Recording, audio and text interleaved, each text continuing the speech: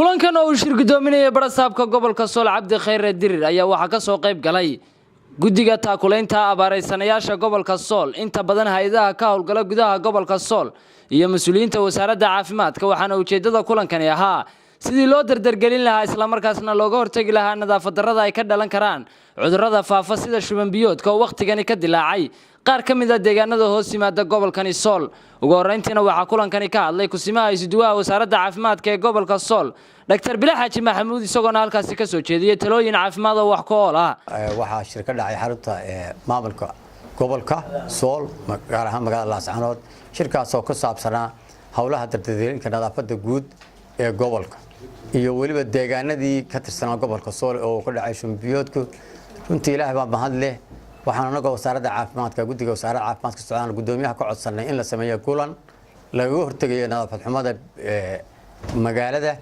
iyo xog waraysi ku saabsan balxaramihii dadkii jiifay waxay ku sugan yihiin saako ay bishtay 6 iyo qodob saddexaad oo raaca ahaa in la daweeyo biyaha soo galaya oo ay maamul gobolka ka xanimeen si looga baqay cabsi cudurka shuban biyoodka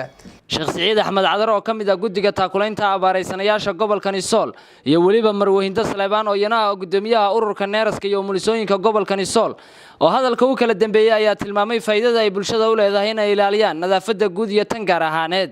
iyo sida ay diinteenu uga hadashay nadaafadda kulankan runtii waa kulan aad iyo aad u muhiim ah ayuha wuxuuna ku saleysnaa wa amruhum shura baynahum dadka muslimiintu inay tashadaan arrimaha caamka ah ee ummadda dhex yaala qof kasta khuseynaya waxa kamid ah caafimaadka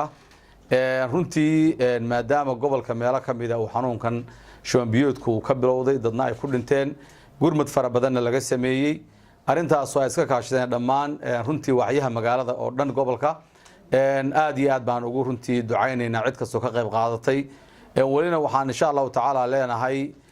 runtii baahidii maadaama dadku ay xaalad culus ay soo mareen wali baahidu waa sideedii kulan laga hadlayo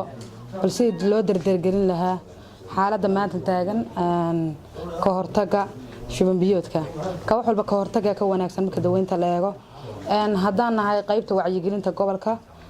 hawsha hore way noogu socotay wacyigelinta muddo weeg ah ayaa hadda waxaan wadnay wacyigelin waxaan marinay anagoo ka iskaashanayna qoliyaha maxadka caafimaadka mas'uulka caafimaadka anagoo marinay magaalada gudaheeda ardadii adeegsanayna iyagoo amplifier ama microphone wata oo xaafadaha dhexdeeda lugeynayay gabagabadiina waxa kulankani soo afmeeray barasaabka gobolka Sool Cabdi Khayre Dirir isagoo ka dhawaajiyay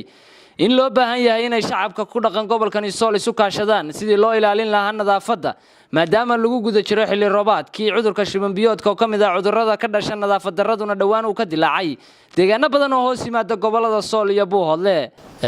halkan saaka waxa ka dhacay shir aan u arko inuu yahay shir aad iyo aad qiimo badan lagaga hadlayay sidii loo dardargelin lahaa nadaafadda guud ee gobolka iyo deegaanka maadaama lagu jiro xilli roobaad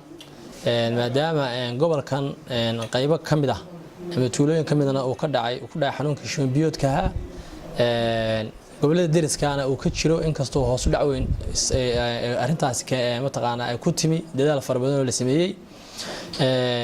kadibna waxaanu isugu keenay halkan wasaaradii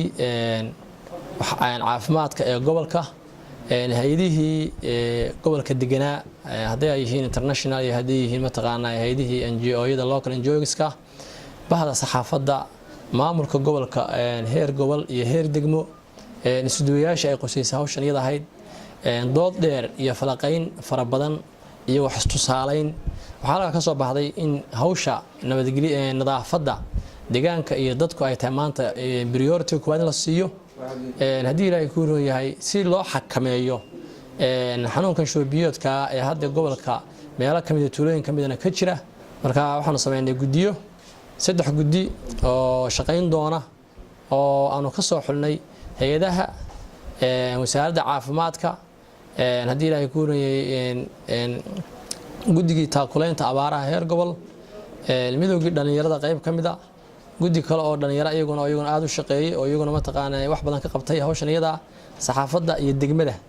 waxaan rajayn doonaa bidmillaahi kariim guddiyadaasi inay wax weyn ka bedeli doonaan xagga deegaanka nadaafadiisa iyo wacgelintiisa iyagoo dirdan gelin doona hawlaha la hayo Samiir Saciid Bilaa Bulsha TV Laascaanood